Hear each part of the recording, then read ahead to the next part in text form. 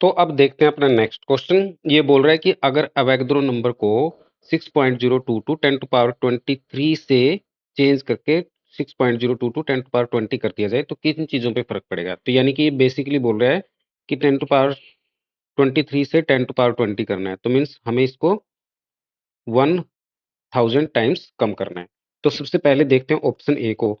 तो ये बोल रहा है the definition of mass in units of gram. देखिए ग्राम जो है वो या जो मास की डेफिनेशन है ग्राम्स में, that is a constant thing which doesn't depend on number of moles. तो ये तो चेंज नहीं होने वाला है क्योंकि ये जो है ये रिलेटिव है जो कि मोल पे डिपेंड नहीं करता। दूसरी बात है, बी ऑप्शन बाद में देखते हैं, पहले the ratio of chemical species to each other in a balanced equation. अब एक बैलेंस्ड इक्वेशन की बात करते हैं। फॉर एग्जांपल आपके पास ये इक्वेशन है जिसमें आप हाइड्रोजन को रिएक्ट करके वाटर बना रहे हो। तो यहाँ पे बैलेंस्ड इक्वेशन में ये 2 है, ये 1 है और ये 2 है।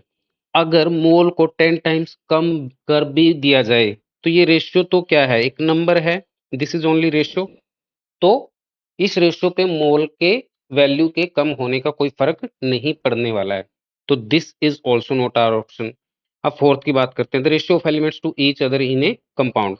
अगेन हम एक एग्जांपल ले लेते हैं CO2 का। तो यहाँ पे कार्बन का जो रेशियो है वो 3 है, ऑक्सीजन का जो 8 है। अगर मोल की वैल्यू फिर अगेन चेंज होती है तो कार्बन तो वही 3 पार्ट ही रिएक्ट करेगा ऑक्सीजन के 8 पार्ट से, तो इसके ऊपर भी कोई चेंज होने वाला नहीं है। तो सेकंड ऑप्शन देखते हैं, the mass of 1 mole of carbon.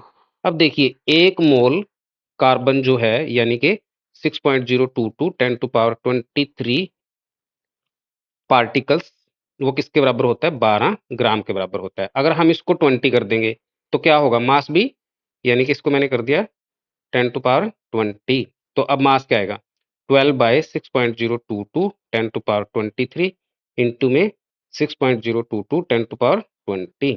तो जब इसको डिवाइड करोगे तो 1000 आ जाएगा, 1000 को डिवाइड करोगे तो 0.012 ग्राम आ जाएगा। इट मीन्स जो मास है एक मोल कार्बन का वो भी 100 टाइम कम हो जाएगा। तो इसलिए आपका ऑप्शन बनेगा बी वाला।